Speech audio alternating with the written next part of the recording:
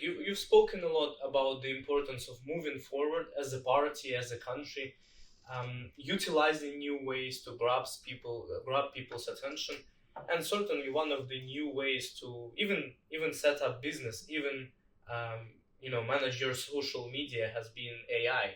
Yes. Even to answer your daily questions, even to answer your you could replace me with an AI bot and probably would get better, more informed answers. In fact, I don't think so. But probably have thicker. Do you think AI is more dangerous than useful? AI is going to be amazing. How fabulous! And this is what we've got to get our heads around. It's very typical. In America, they're saying, "What can we do with AI?" In Britain and Europe, saying, "How can we control it? What bad will it do?" Like anything, it's like electricity. If you put your fingers in a plug, you're going to get electrocuted. But if you plug your hairdryer in, you can dry your hair. So that's what AI is. AI is not one single box that sort of controls the world. It's the principle of using, extraordinary models in order to enable devices to produce better outcomes and to actually think about the answers. And if you think of a lot of the stuff that we do, professional services, accounting, being a doctor, teaching, whatever it may be, these are all algorithmic occupations, being a lawyer, which means you take information in and then you regurgitate it out again according to the appropriateness. And that's what AI is going to be brilliant at. And there's a sort of very interesting dichotomy here to some extent, in the sense that if in 100 years' time, someone say, "Gosh, I can no longer be an accountant," no one's going to say, "Oh, that's really sad. You're not able to be an accountant," because in a nice possible way, there are brilliant accountants and it's an important occupation. It's not human generative, or being a lawyer. It'll be like saying, "Gosh, I can't do the washing up anymore because I've got a washing machine," or "I can't wash the clothes." If you think, if you go back 100 years, most people, in fact women, spend a large majority of their time fetching and carrying water. It's incredible when you look back at the sort of historical analogies. And of course, no one says, "I wish I didn't have a tap."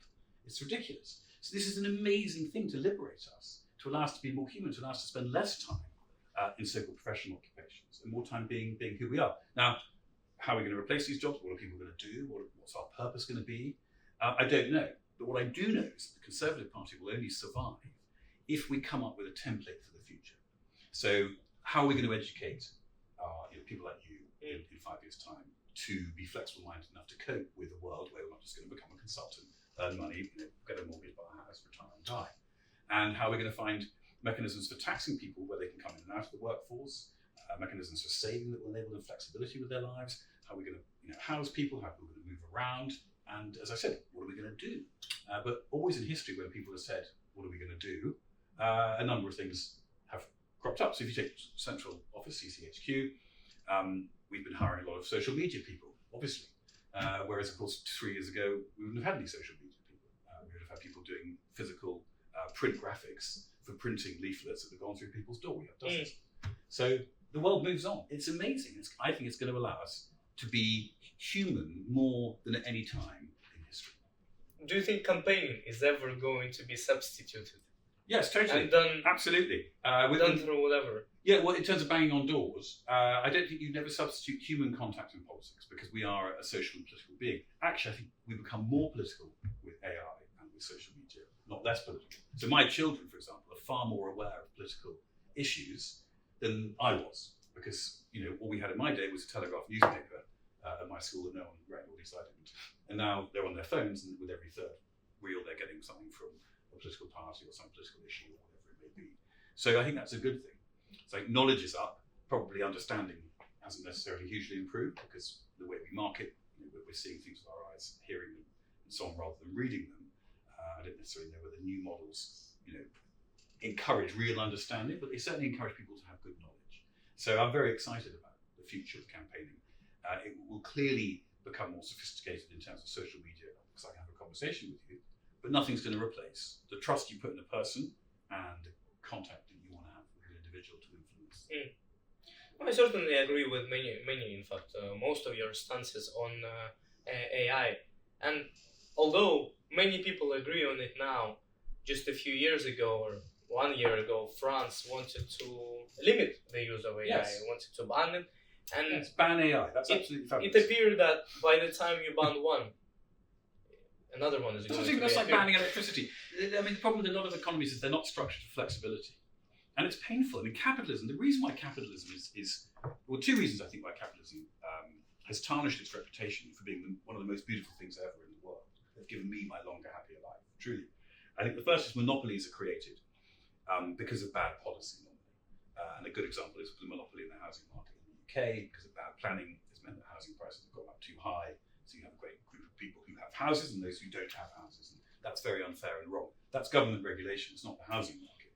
It's not the free market, it's because the market wasn't free. So that's one part. The second part of capitalism is change. The point about capital is you allocate capital to the highest point of return. And that's really tough, by the way. And this is the political thing. I mean, it's easy to be glib and say it's amazing there'll be no lawyers and accountants. The transition period is going to be really tough. And that's another thing the Conservative Party has to get its head around, is how do we manage that transition period during a time when there's going to be a lot of very upset people who have their jobs disintermediated and who aren't the people who are coming in with the new jobs in whatever it may be. And so that process of reallocating capital to the highest point of return, the creative destruction, as Schumpeter described it, is vital for everything that we love, but it's really difficult to manage. And a good example of this was the coal mining issues of the early 80s when Margaret Thatcher in this office was so prevalent. And you had an industry that frankly had been disintermediated.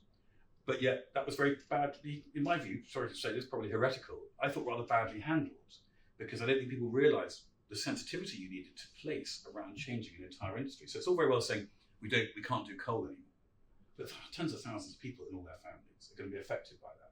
So you have to have clever transition processes in place, not just money for training, not just some nonsense redundancy thing, but a real plan. How are we going to move 30 million people from doing sort of services that are personally algorithmic into a new AI world? And if we can crack that, the Conservative Party is yet again dominant in British politics. And no other party is looking at this at all. That's the problem. They're all backward-looking, non-economic